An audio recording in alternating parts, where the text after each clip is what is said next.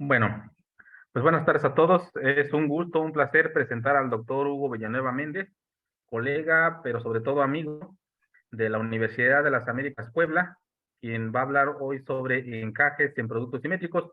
Hugo también es de los especialistas en el área de teoría de continuos y hiperespacios, y la verdad es que siempre es un placer escucharlo. Entonces, Hugo, te cedemos la palabra. Muchas gracias, Javier. Pues primero, muchas gracias a los organizadores por permitirme hablar de esas cosas que me gustan, en particular de los hiperespacios, y a todos ustedes por asistir. Este, Voy a comenzar definiendo los espacios en donde vamos a estar trabajando. Un continuo es un espacio métrico compacto, conexo y no vacío. Algunos de los continuos comunes son el arco, que es cualquier cosa homeomorfa al intervalo cerrado 0,1. La curva cerrada simple, que es cualquier cosa homeomorfa al círculo unitario. El triodo simple, que es la unión de tres arcos que se intersectan a lo más, que se intersectan solamente en un punto, que llamamos el vértice del triodo. Las gráficas finitas, todos estos los voy a estar utilizando en la charla. Las gráficas finitas son eh, uniones de arcos que se intersectan a lo más en sus puntos extremos. Pueden tener circunferencias y si no tienen circunferencias, se van a llamar árboles. Eso es un caso particular de gráficas finitas. Otras que no tienen circunferencias, bueno, un ejemplo de un continuo que no tiene circunferencias, pero no es una gráfica, no es un árbol, es el abanico de Cantor. El abanico de Cantor es simplemente el, el cono sobre el conjunto de Cantor. Y aquí abajo tenemos el conjunto de Cantor y desde un vértice arriba lanzamos todos los arquitos. A eso le llamamos el abanico de Cantor, que es el cono sobre el conjunto de Cantor. Otros continuos comunes es la 2 celda, si le aumentamos dimensión, la 3 celda, que ya es de dimensión 3, la 4 celda también es un continuo y si nos vamos a más dimensiones, tenemos al cubo de Hilbert. Pues vamos a jugar con continuos de los que no suben mucho la dimensión y vamos a hablar de hiperespacios. Un hiperespacio en sí es una colección de subconjuntos de X, pero no cualquier colección, una colección de subconjuntos cerrados no vacíos. Si tenemos un continuo, el hiperespacio más grande que se suele considerar es el de los subconjuntos que son cerrados y no vacíos dentro de un continuo que es métrico compacto. Ese sería el hiperespacio de subcompactos no vacíos. Todos los que viven en 2 a la X son, son compactos. Y en el que nos vamos a enfocar en esta plática es en los productos simétricos. Ese lo llamamos Fn de X. Para un número natural n, Fn de X va a ser el hiperespacio de los subconjuntos que tienen a lo más n puntos. En particular, si n es igual a 1, tenemos el hiperespacio de singulares, los conjuntos unipuntuales, que generalmente se sabe que este es isométrico al mismo X. Todos estos hiperespacios o todas estas familias se les da una métrica, que es la métrica de Hausdorff. No les voy a definir la métrica de Hausdorff, pero en los ejemplos espero que quede un poco claro de a qué se refieren la distancia entre estos conjuntos. A Fn de X es al que le llamamos el enésimo producto simétrico de X. Entonces, para entrar en calor, vamos a ver algunos ejemplos de estos productos simétricos. Algo que me gusta de los hiperespacios es la geometría, que se pueden visualizar algunas cosas. Veamos quién es el hiperespacio F2 del intervalo cerrado 0,1. F2 significa los conjuntos de a lo más 2 puntos, es decir, es la colección de conjuntos de 2 puntos que viven en el 0,1. Si tenemos 2 puntos en el intervalo 0,1, siempre podemos fijarnos cuál es más grande y cuál es más chico. Entonces, hay una, los podemos ordenar de esta manera. Tenemos 2 puntos, pues nos fijamos, escribimos primero el más pequeño y después el más grande. Pueden ser iguales, y es a lo más 2 puntos. Estos 2 puntos podrían ser iguales y tendríamos conjuntos de un solo punto. Y hay una dirección entre esta familia, entre los puntos de esta familia, a los puntos de este triángulo. Y si tenemos un conjunto de 2 puntos, le asignamos este punto en R2 de 2 coordenadas.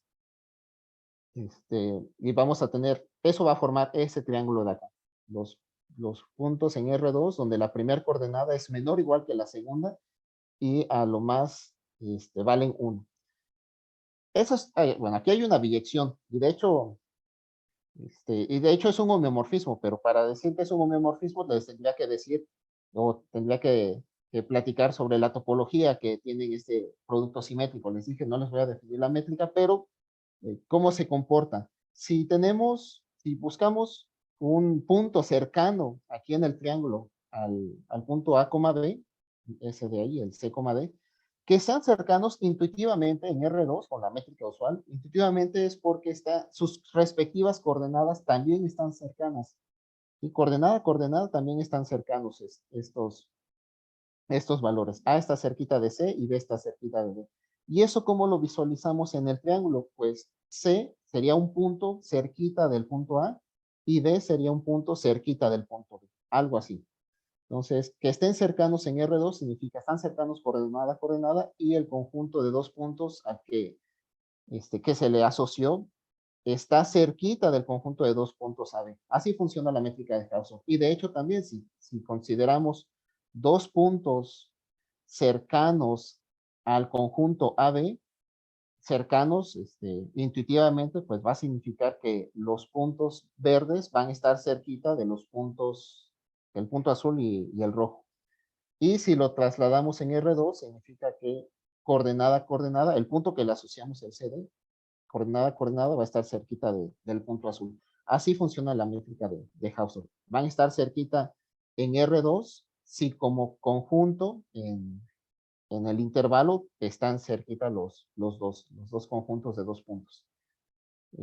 Así funciona la métrica de Hausdorff y con eso se puede demostrar que en realidad este es un modelo geométrico para ese hiperespacio. Los puntos de ese triángulo representan conjuntos de dos puntos en el intervalo cerrado 1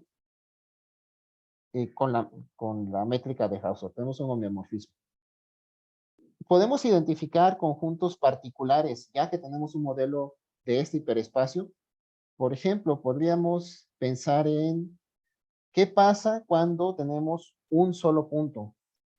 Dijimos, es familia de conjuntos de a lo más dos puntos. Si tenemos un solo punto es porque en realidad A es igual a B y quedaría representado en este modelo en la colección de puntos donde las coordenadas son iguales y esos son en la diagonal. Entonces, en esta arista del triángulo, en esta diagonal, quedan representados los conjuntos unipuntuales. El punto de hasta abajo, ahí vamos a tener el conjunto unipuntual del 0 y este de acá va a ser el conjunto unipuntual del 1. Otros puntos que podemos representar en el hiperespacio son los conjuntos de dos puntos, pero donde uno de ellos es el 0.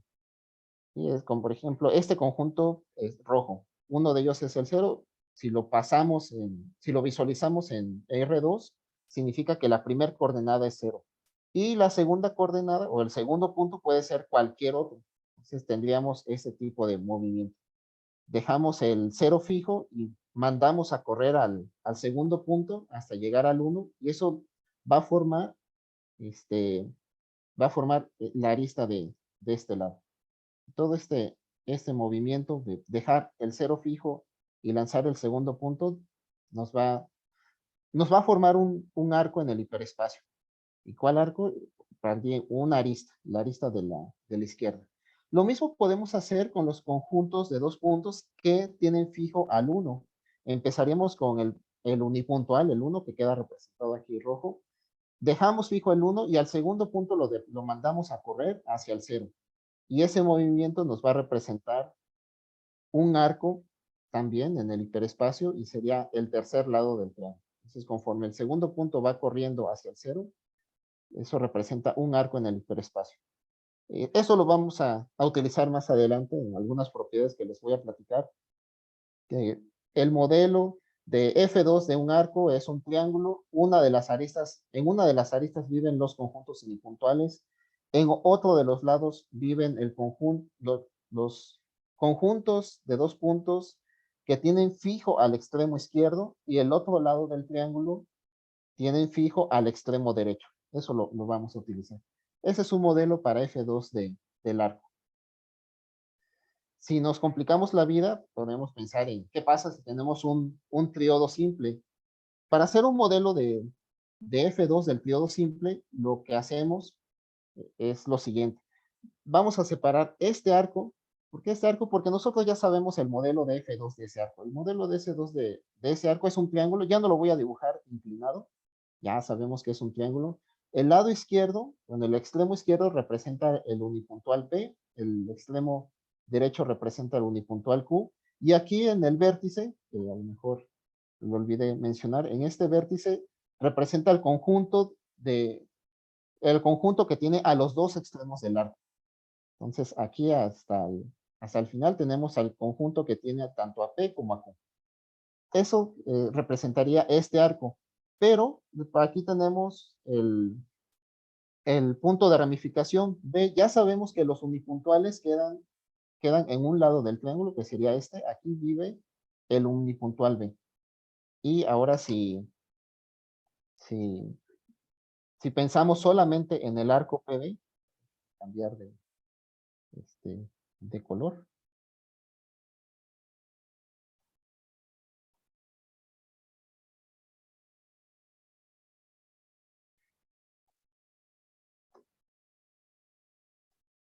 Si,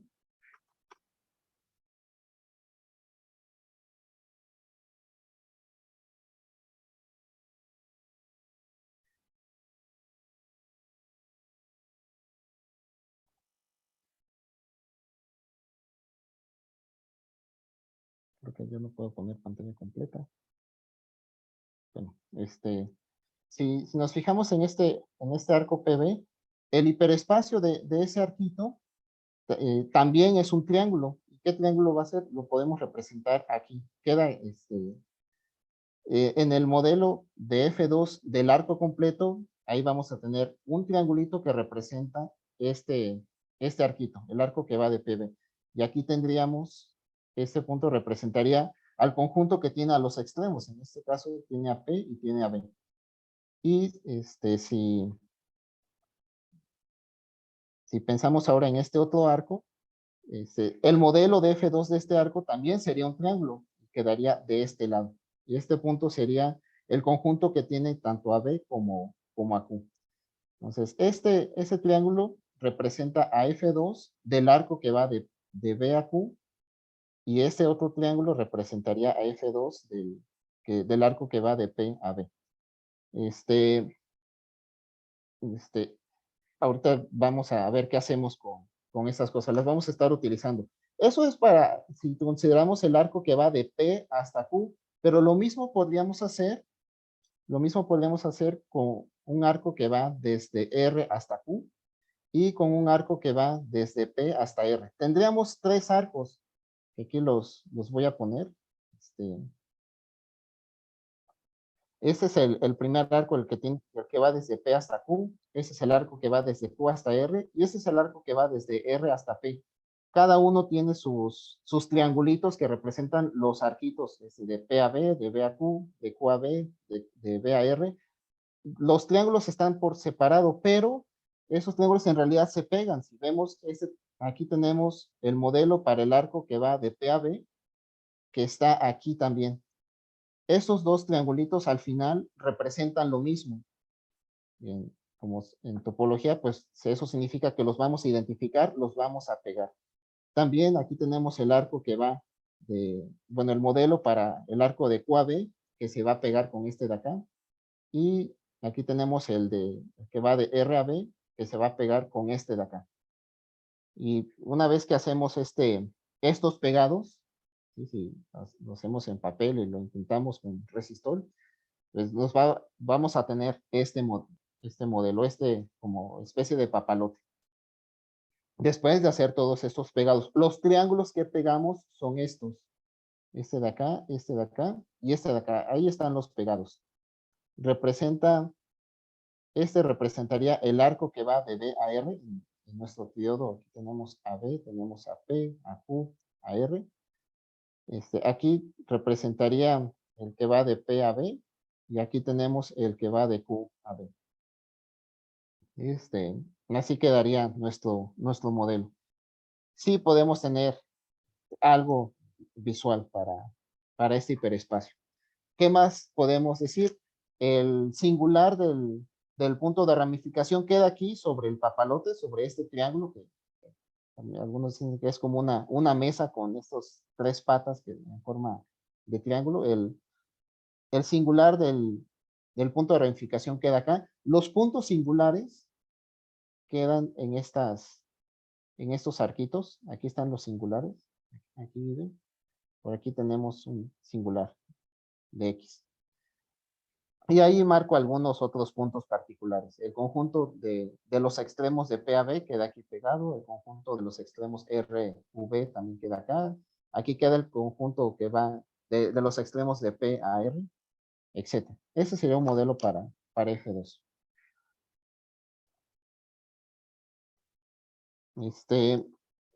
Y algo que nos preguntamos es, ¿qué podemos saber? Si siempre podemos tener un modelo para el hiperespacio, y si no, pues, ¿qué podemos saber? ¿Qué cosas geométricas podemos saber? Ah, para eso, vamos a ver esta definición de cono. El cono topológico es tomar un espacio X, multiplicarlo por el intervalo cerrado 0, 1, agarrar la tapa superior y identificarla en un punto que va a ser el vértice de cono. Ese es el cono topológico, es un cociente.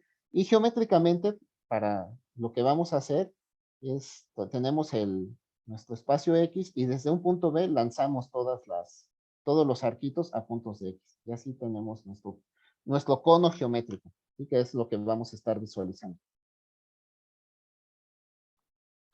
Tenemos el concepto de cono encajabilidad. La práctica se llama de encajar cosas en productos simétricos. ¿Qué vamos a encajar? Los conos. Los conos nos dan información geométrica y si sabemos que podemos localizar el cono en nuestros hiperespacios, podemos tener también varias propiedades. Que un continuo sea cono encajable en el enésimo producto simétrico significa que existe un encaje del cono al hiperespacio, de manera que la base del cono, son los puntos x,0 en el cono de x, la imagen de la base vaya a dar a la base, así le decimos, al conjunto de singulares, a la base del producto simétrico. En particular, la imagen del punto x,0 va a ser el singular de x. Cuando tengamos este encaje, le vamos a llamar buen encaje. Vamos a ver ejemplos de este concepto de conencajabilidad.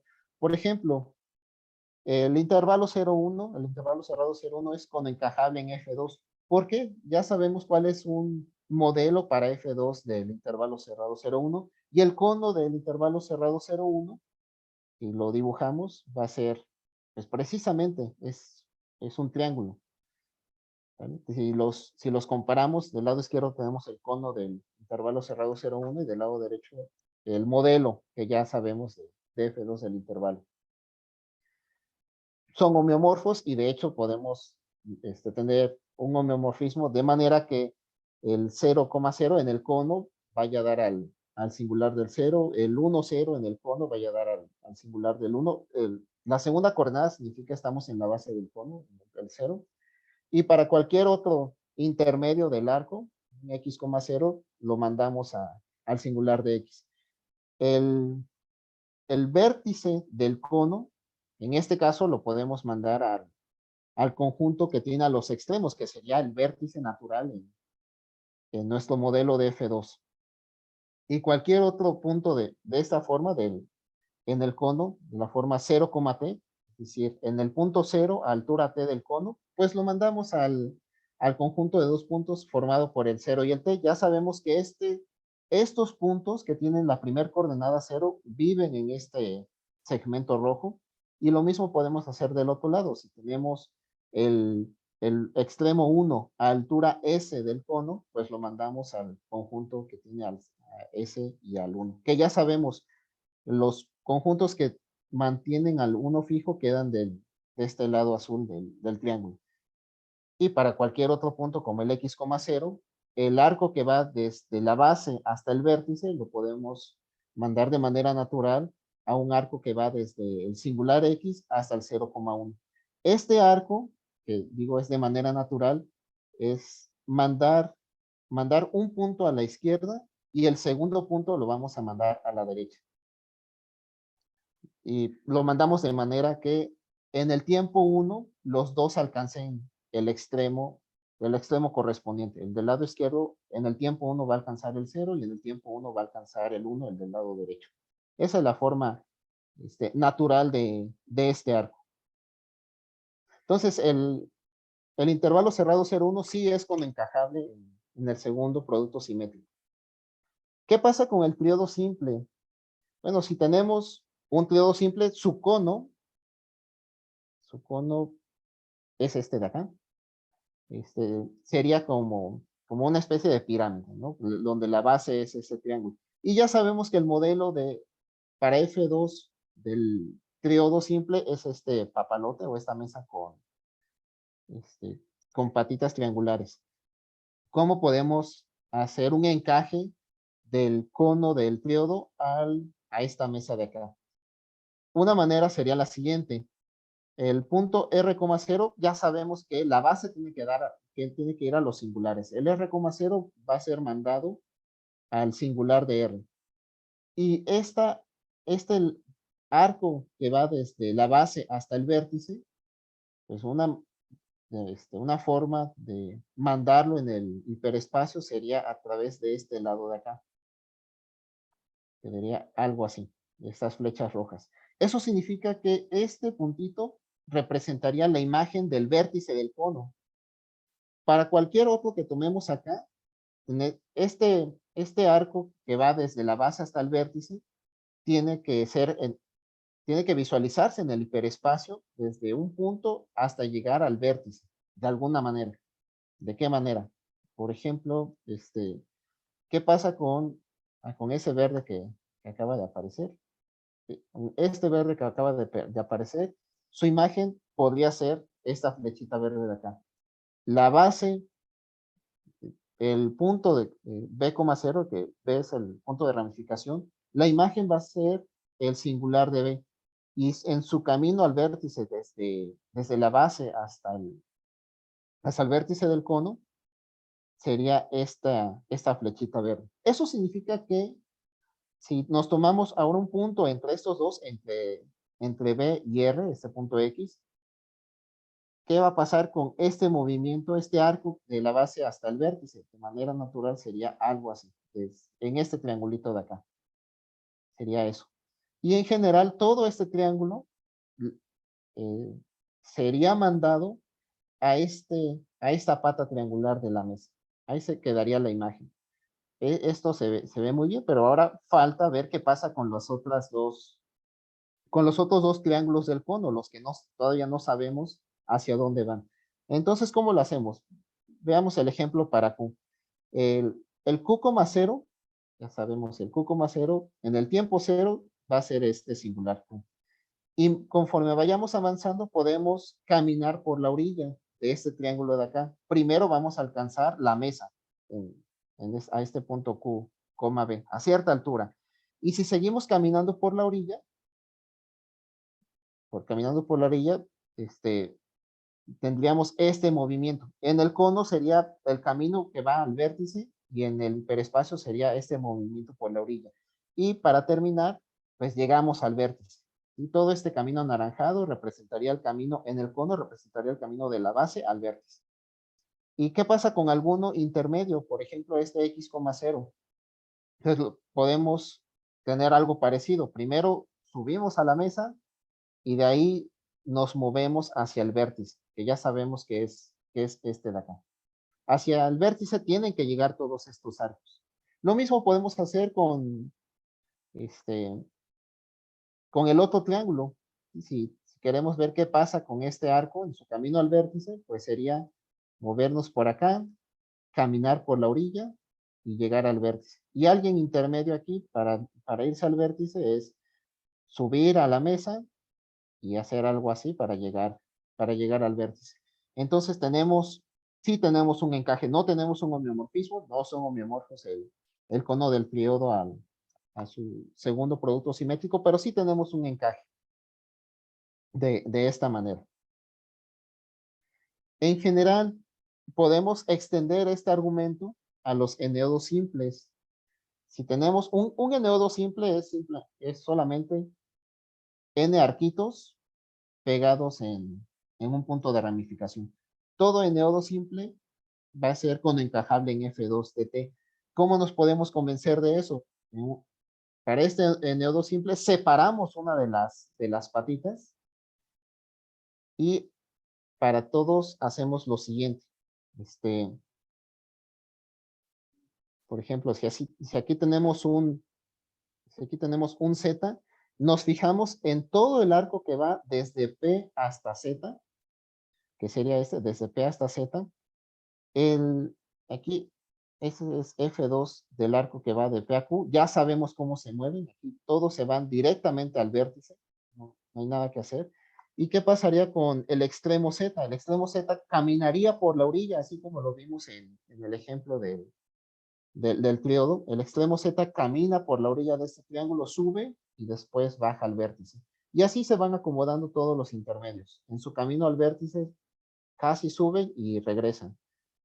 Aquí podría ser interesante comentar qué significa este movimiento de caminar por la orilla. Caminar por la orilla de ese triángulo, por este lado derecho, significa siempre tenemos a Z y mandamos a correr al segundo punto. Lo voy a dibujar por acá. Tenemos siempre a Z y mandamos a correr el segundo punto. Cuando el segundo punto alcanza a P, ya estamos aquí parados, ese movimiento de ir hacia abajo en ese triángulo sería, ahora dejamos fijo a P, porque en este lado del triángulo significa dejamos fijo a P y el segundo punto, quién sabe qué cosa es. Así que dejamos fijo a P y este punto, si recordamos, estaba fijo antes, ahora se va a mover hasta P. Ese representa este camino. Esto lo podemos hacer para cada uno de estos arcos. Si tomamos un Z1 por acá, pues lo mismo hacemos. Vamos P a Z1, formamos este triángulo y hacemos este movimiento. Sí sería un encaje, porque en realidad tendríamos, para todos estos arquitos, para todos estos Zetas, tendríamos distintos triángulos que están pegados. Y aquí estaría el de Z1, el de Z quedaría por acá. ¿Sí? El de Z hizo algo así y se fue hacia el vértice. Es decir, tenemos el triángulo que representa de P a Z, el triángulo que representa de P a Z1, ¿qué tienen en común? Nada más esto de acá, que ya sabemos este movimiento, es irse directamente hacia el vértice. Es como tener una especie de libro. Aquí tenemos el otro. Y por eso tenemos inyectividad. También tenemos continuidad porque estas dos hojas están suficientemente separadas como para decir, el movimiento que haga yo en esta hoja no me va a afectar en la otra hoja. Al final se pegan bien en este triángulo.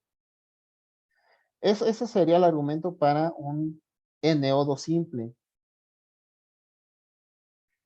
Y una observación importante para definir esos encajes es la siguiente. Si tenemos un punto de ramificación en una gráfica finita en general, pues un punto de ramificación, digamos y tenemos un encaje del cono a F2 de T, la imagen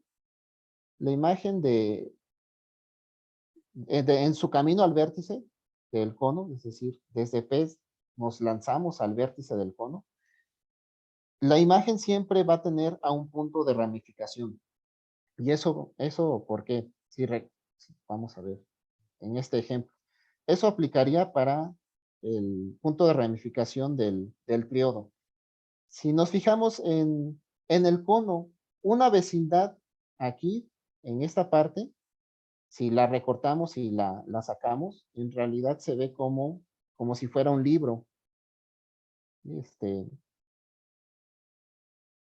una vecindad aquí, la sacamos y se ve como un libro. Entonces, en el cono, el arco que va desde la base hacia el vértice, desde un punto de ramificación, en cada momento es como un libro. Aquí, como tenemos tres, este punto es de orden 3, el libro sería de 3 hojas nada más, y en general, si un punto es de orden n, las vecindades serían libros de n hojas. Eso es importante. ¿Por qué? Porque ya sabemos que en la imagen del hiperespacio, si tenemos un punto de ramificación en su imagen, debe tener una vecindad como un libro, o al menos deben caber libros en el hiperespacio. ¿Qué pasa si, imagínense, esa es la gráfica, y tenemos este conjunto de dos puntos X, Y, por aquí están los puntos de ramificación, por aquí tenemos puntos de ramificación. ¿Cómo sería una vecindad en el hiperespacio? Pensemos en este conjunto X, Y. En el hiperespacio está aquí. Quién sabe dónde ande, pero representa un punto en el hiperespacio. ¿Cómo serían las vecindades? Según lo que les dije, según lo que les dije,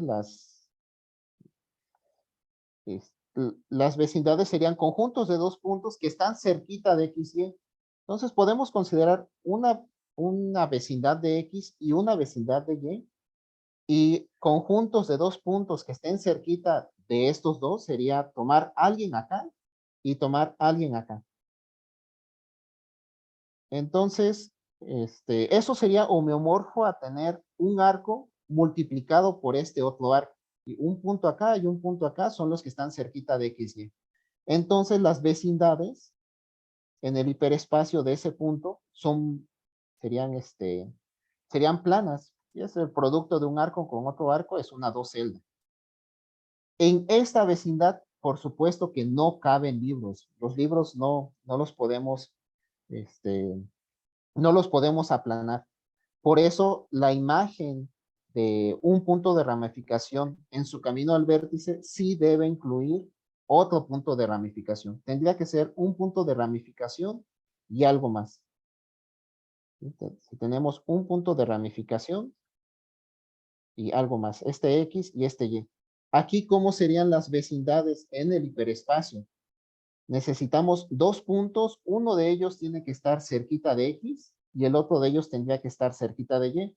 Sería, bueno, en este caso sería como un triodo multiplicado por un arco. Y un triodo multiplicado por un arco es precisamente el tipo de libros que estamos buscando. Eso va a ser importante. En el camino al vértice, desde un punto de ramificación, en el hiperespacio siempre debemos tener libros. Eso nos va a ayudar para los siguientes ejemplos. Las siguientes gráficas finitas a considerar las llamamos G estrellas y se definen así. Que existe un punto de ramificación que le llamamos P, en este caso sería este P, de manera que cuando quitamos a este punto P, cada componente del complemento tiene a lo más un punto de ramificación. Y si quitamos este P, aquí tenemos estas componentes que no tienen puntos de ramificación y tenemos esta otra componente que sí tiene un punto de ramificación. Esas son las G estrellas. Si quitamos este punto de ramificación P, las componentes del complemento tienen a lo más un punto de ramificación. Puse esta figura porque en realidad esto es como pegar dos eneodos. ¿Sí? Si tenemos un eneodo así, como lo dibujamos hace rato, y otro eneodo, pero ahora así, es como pegar estos dos arcos y obtenemos esta G estrella. No son las únicas G estrellas, ahorita les voy a poner otras, pero esta viene de pegar dos eneodos. Y nosotros ya sabemos cómo hacer el encaje para un eneodo. Y lo natural sería, si ya sabemos el encaje para cada uno de los eneodos por separado, a lo mejor podemos pegar ese encaje y tener un encaje en general de todo este árbol. Los árboles son gráficas finitas sin curvas cerradas. Y de hecho ese es un lema que mostramos con Florencio Corona, Aarón Quiñones y yo. Este, que si tenemos una G estrella con a lo más 2 puntos de ramificación, que es este caso, a lo más 2 puntos de ramificación, entonces es conoencajable en F2 de T. Y la idea de la demostración es precisamente pegar los encajes.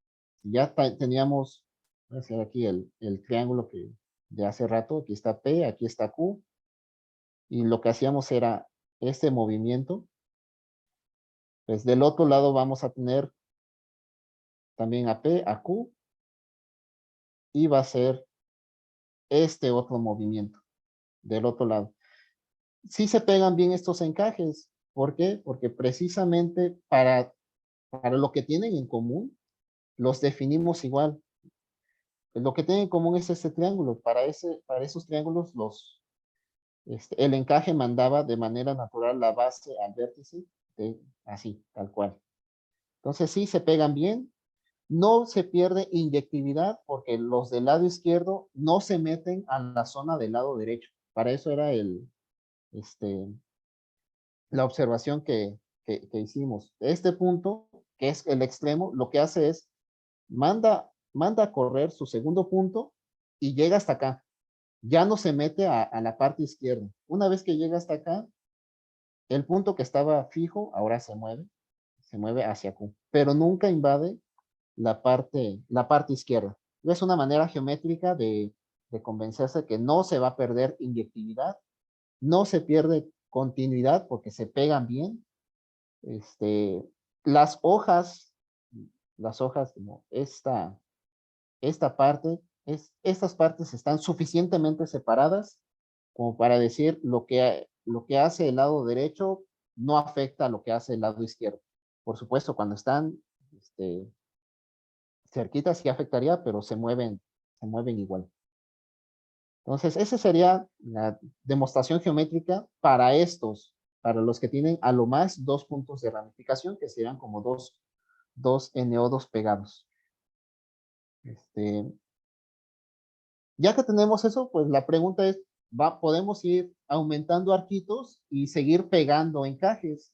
Y ya podemos preguntarnos si siempre funciona.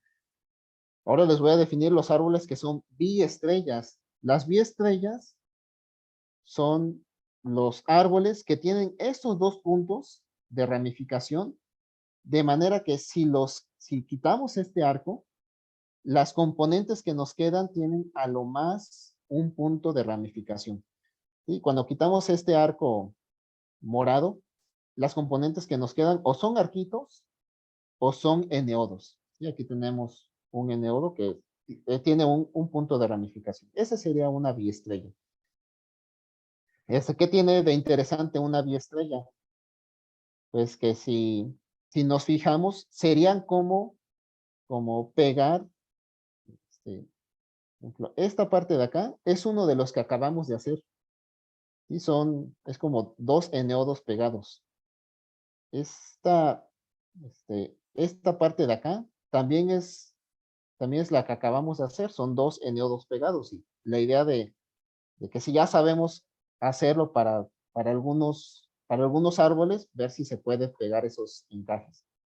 La respuesta es que no siempre se puede.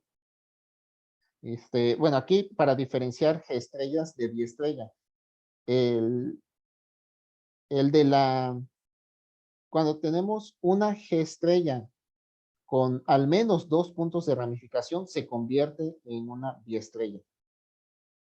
Por ejemplo, el del lado izquierdo es una G estrella. ¿Por qué? Porque si quitamos a P, lo que nos queda, las componentes que nos quedan tienen a lo más un punto de ramificación. Y también es una biestrella por esto de acá. Si quitamos PQ, las componentes que nos quedan tienen a lo más un punto de ramificación. Entonces, las G estrellas con al menos 2 puntos de ramificación sí son biestrellas. Como estos ejemplos. Ahora, si tenemos una biestrella que cumple esas condiciones, ¿eso qué significa? NR de P es el conjunto de vecinos de P que sí son de ramificación. Por ejemplo, estos dos. Entonces, P sí tiene vecinos que son de ramificación. Es lo que dice. Sí hay vecinos que son de ramificación. Q no tiene vecinos que son de ramificación, como en este ejemplo. Los vecinos de Q son puntos extremos. Entonces, no tiene vecinos que son de ramificación. Cuando esto sucede, sí podemos extender el encaje. ¿Sí? Ya sabemos cómo hacerlo para esta parte. Si nos fijamos, esos son como los dos eneodos pegados. Ahí ya sabemos cómo funciona el encaje. ¿Qué faltaría? Extenderlo a los arcos que están punteados acá. ¿Cómo lo hacemos? Para eso va a ser importante esta condición de orden. Para un punto de aquí, un vecino de W, para un vecino de W, vamos a fijarnos en un vecino de Q. Y para este B, nos fijamos en un vecino de Q. Y nos vamos también a fijar en el arco que va desde V hasta este extremo de acá. Nosotros ya sabemos cómo se comporta el encaje en este arco de aquí. La pregunta es cómo lo extendemos hasta el vértice B. Y la respuesta es de esta manera. De este lado ya sabemos cómo se comporta. De este lado ya sabemos cómo se comporta. También en este triángulo de aquí ya sabíamos cómo se comportaba. Así están lo que les decía hace rato, los dos triángulos pegados. Aquí está el triángulo que representa P a Q. Y lo que hacemos es extender a esta parte. ¿Qué hacemos? Pues nos vamos por la orilla, era natural, hasta que llegamos a este punto. ¿Eso qué significa este, voy a borrar unas cosas? ¿Qué significa aquí? Este punto se queda fijo y el segundo punto lo mandamos a correr por este arco hasta que alcance este de acá. Eso sería este camino, hasta que alcance este de acá. Ya que estamos aquí, pues bajamos directamente hacia el vértice, que ese sería el vértice B ahora se mueve hacia P, tiene que llegar hasta el vértice, y este de aquí tiene que moverse hacia Q. De esa manera. Entonces se extiende a todo el triángulo que representa el arco que va desde V al que elegimos, al vecino de Q que elegimos. ¿Por qué tenemos esta condición de orden? Para, para que a cada vecino de W le toque distinto vecino de Q. Si aquí tenemos 4 vecinos de Q, aquí tenemos 3 vecinos de W, vamos a tener 3 diferentes arquitos por donde nos vamos a estar metiendo. Hace rato les dije, no hay problema con la inyectividad porque nunca invadimos una zona que no deberíamos. Y nunca invadimos el lado izquierdo. Los del lado izquierdo no invaden el lado derecho. Aquí sí, este vértice B está invadiendo el lado derecho. Y por eso pedimos esta condición de orden. Que la invasión que haga este V hacia el lado derecho sea distinta a si tenemos este X se va a ir, pero ahora se va a meter hacia otro lado. Para eso necesitamos esta condición de orden. Si no tuviéramos esta condición de orden, tendríamos que se estarían intersectando acá en, para dos distintos. Yo creo que ya rayé mucho. Ahorita vuelvo ¿a qué pasaría si la desigualdad es al revés? Bueno, esto extiende al encaje que ya teníamos si agregamos más arcos a la derecha de P. Y si agregamos más arcos a la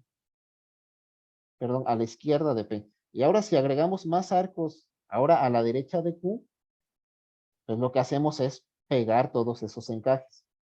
Por eso el teorema que demostramos fue, si se cumplen esas condiciones de orden, tanto para P como para Q, entonces el árbol sí es conoencajable.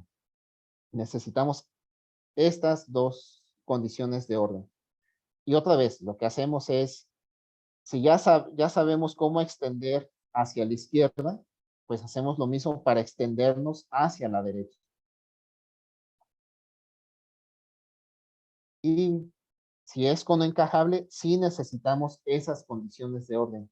Aquí les voy a tratar de explicar. Si tuviéramos aquí más vecinos de W, dijimos, este de aquí, este va a invadir una zona, quién sabe cuál. Y el siguiente va a invadir otra, a lo mejor o distinta. Pero si hay más vecinos de W, a fuerzas por principio de las casillas o del palomar, dos vecinos de W estarían metiéndose a la misma zona de Q. Y ahí perderíamos inyectividad. Por eso necesitamos esta condición de los órdenes. Entonces tenemos en realidad un sí, solo sí. Una biestrella, que no es G-estrella, aquí ya estamos pensando que esa no es G-estrella, las G-estrellas ya las hicimos por separado. Para que sea cono encajable, se deben cumplir estas condiciones de orden. Entonces, no todas las biestrellas son cono encajables. Y una observación que podemos hacer, parece que si vamos agregando más arcos, las cosas se van complicando. Una observación que tenemos con las biestrellas es que la mayor distancia entre dos puntos de ramificación es 3. Pensando que la distancia es la suma de cuántas aristas hay de distancia, ¿no? Por ejemplo, de este de acá, para llegar a este de acá son 3 aristas. Es la mayor distancia que puede haber entre dos puntos de ramificación en una biestrella. ¿Qué pasa si tuviéramos más puntos de ramificación alineados? Alineados significa sobre un mismo arco, como estos dos puntos de ramificación. Para ir de uno al otro es siguiendo un arquito. Para eso tenemos este concepto, el RL sub K es este árbol. Tenemos K puntos de ramificación, cada uno con orden 3. ¿Qué pasa si tenemos muchos puntos de ramificación en nuestro árbol? Resulta que si tenemos mayor o igual a 5 puntos de ramificación alineados, ya no es cono encajable nuestro árbol. ¿Por qué? Que más o menos les voy a tratar de explicar. Estos son los puntos de ramificación alineados. Las rayas que vemos aquí son el camino permitido para esos puntos de ramificación. Si recordamos, el camino al vértice desde un punto de ramificación tiene que ser por cosas que tengan vecindades que tienen libros. Es decir, siempre debe haber un punto de ramificación. Entonces, si pensamos en R1 y en R5, no les queda de otra más que subir hacia estos lados, hacia arriba, ¿no? ¿Qué pasaría, por ejemplo, con R4? R4 en su camino al vértice, bueno, si R2 en su camino al vértice se fue para acá, eso significa que este debe ser el vértice del cono. ¿Por qué? Por inyectividad. Los arcos de la base al vértice solamente se intersectan en el vértice del cono. Eso le quita derecho a este punto de ramificación de moverse a la derecha, porque estaremos diciendo que este es el vértice. Eso ya no se puede. Y lo mismo podemos ir haciendo este juego con todos los puntos de ramificación, hacia dónde se puede mover, hacia dónde no. Si ya sabemos que este es el vértice, pues este se tiene que mover hacia la izquierda, este ya no se puede mover a la derecha, se tiene que mover a la izquierda, este no se puede mover a la derecha porque se estarían pegando los arcos y eso no se puede, solamente en el vértice. Y si hacemos este jueguito, todos estos puntos de ramificación se tienen que mover hacia la izquierda. Ajá, y luego, ¿cómo alcanzamos este vértice? Bueno, este de acá sí puede irse hacia el vértice de acá. Pero una vez que nos vamos por este lado, para ir al vértice, pues tenemos que irnos hacia allá, no nos queda de otra. Y perderíamos inyectividad, intersectaríamos a este otro arco antes de llegar al vértice. Y ni se diga este, ¿no? Este tendría que intersectar estos dos arcos antes de llegar al vértice. Entonces no se puede, no podemos meternos a ningún otro lugar por esta condición de las vecindades que tienen que ser arbolitos. bueno, así, esa es una idea geométrica de por qué no es conoencajable. Hay otro caso, que es este de aquí. Si nos vamos moviendo un poco más a la derecha, no nos podemos mover tanto. Aquí nos detenemos, aquí tiene que ser el vértice. Eso sí pueden irse hacia acá, pero una vez que estamos acá, aquí en este arco desde R5, pues tenemos dos opciones, o seguir hacia acá o seguir hacia acá. En cualquier caso, intersectamos alguno de los arcos antes de llegar al vértice y eso no se puede. Entonces, con eso caracterizaríamos a los árboles que sí se pueden conencajar en F2 en su segundo producto simétrico. Para F3, para F3 resulta que sí se puede hacer encaje. Les iba a platicar cuál es el modelo de F3 del arco. Por tiempo no voy a poder, pero resulta que F3, F3 es algo así, es una tres celda, es algo ya de tres dimensiones. Los unipuntuales quedan aquí adentro, es como si tuvieran dos conos de helado sólidos, nada más los conos, sin el helado, o bueno, el helado está dentro del cono, ya todo sólido y los pegan, y los singulares quedan aquí adentro. Y un encaje, aquí ya tenemos más espacio para encajar el cono. El cono de este arco PQ lo podemos poner acá dentro de todo esto que está sólido. Si vamos agregando arquitos, pues lo que hacemos es proyectar a la cáscara de esta tres celda y de ahí nos vamos hacia el vértice del cono. Si agregamos más, proyectamos a la primer cáscara, nos metemos y bueno, avanzamos y luego proyectamos a la cáscara principal y así nos vamos moviendo hacia el vértice. Y si hacemos estos a un lado para agregar más arquitos, lo mismo, proyectamos a esta cáscara y de ahí nos vamos al vértice. Digo, hay más espacio en F3. Sí se puede hacer, esto sería algo geométrico, se puede demostrar formalmente. Este, dimos el encaje explícito, otra vez con Florencio, Aarón y yo. Y para n mayor o igual que 3, pues sí, cualquier árbol es conencajable. Y si nos olvidamos un poco de los árboles y nos complicamos la vida, por ejemplo, ¿qué pasa con el abanico de Cantor? En particular, ¿qué pasa con algo que está aquí metido? Eso se llaman abanicos suaves. Un abanico suave es algo que está aquí metido. No tiene por qué ser todo el conjunto de Cantor. Un abanico suave sería algo así. Aquí ya perdemos eso de que lo que pasa en una hoja no afecta en nada a lo que pasa en la otra hoja. Aquí sí, porque en el hiperespacio tendríamos hojas, bueno, triángulos, y tendríamos triángulos que van convergiendo. Entonces ya no es tan fácil decir, lo que pasa en una hoja no va a pasar en la otra. Aquí sí afecta por la convergencia.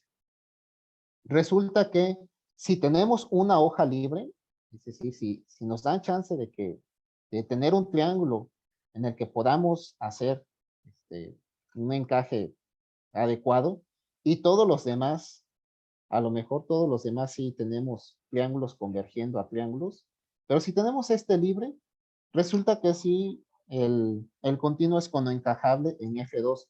Ese ya es un resultado con una estudiante, Mariel Armendáriz.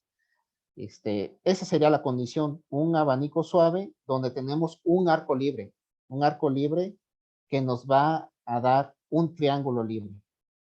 En ese caso sí, X es conoencajable en su segundo producto simétrico. Hay complicaciones ahora con la continuidad, ya no es tan inmediato como en los árboles. Y por supuesto que tenemos, bueno, el abanico de Cantor no es conencajable en F2. ¿Sí? Hay abanicos que no son conencajables. ¿Por qué? El problema es la continuidad, la convergencia. Y preguntas, ¿existirá un abanico? Un abanico no suave significa algo así. No les voy a definir que no sea suave, son cosas así, son arcos que se doblan de manera, arcos convergiendo a otro arco, pero que se van doblando. Esos son abanicos no suaves. Creemos que ningún abanico no suave va a ser con encajable, y en general tenemos el problema de dar condiciones para que sí pase, para encontrar esas cosas en general se llaman dendroides, dar condiciones para que sí sean con encajables. Y bueno, para terminar esta plática, pues muchas gracias. Gracias, Hugo. Gracias por la excelente exposición. ¿Alguna pregunta por parte del público? ¿Alguien que quiera comentar algo?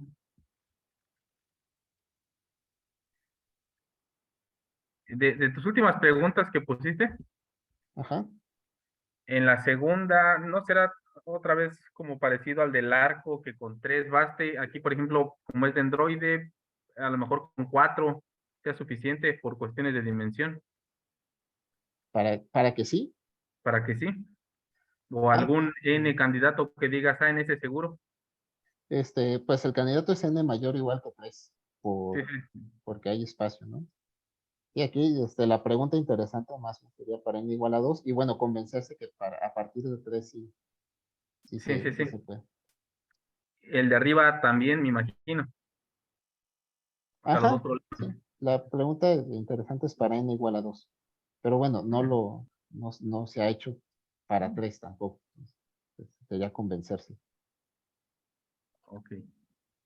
Bueno, ¿alguien más?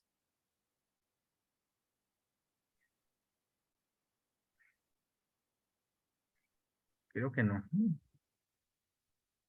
Bueno, pues te agradecemos nuevamente, Hugo. Muy bonita la exposición, muchos dibujos, eso está genial.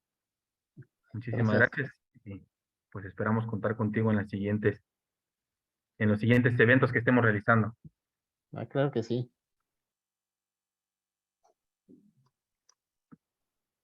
Permíteme tantito, a ver si.